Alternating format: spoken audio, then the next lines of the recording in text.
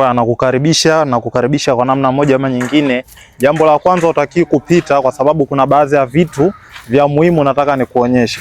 Sogea karibu. Nataka nikuonyeshe namna gani ambavyo kwa sehemu ambazo kama hii ambazo unaweza ukaweka ni step, yani sehemu ya ngazi yako ya kibarazani, ni sehemu muhimu sana, kwa sababu ni sehemu ambayo kwa kiasi kikubwa inaenda kubeba show ya nyumba yako. Na nazungumza hivyo kwa nini? Kwa sababu kwa namna moja ama nyingine ukihitaji kupita kuelekea ndani, lazima hapa upate taa ambazo zitakuwa zinafanyaje, zinamwaga mwanga kwenye ngazi yako. Maana yake hii ni show ya nyumba yako.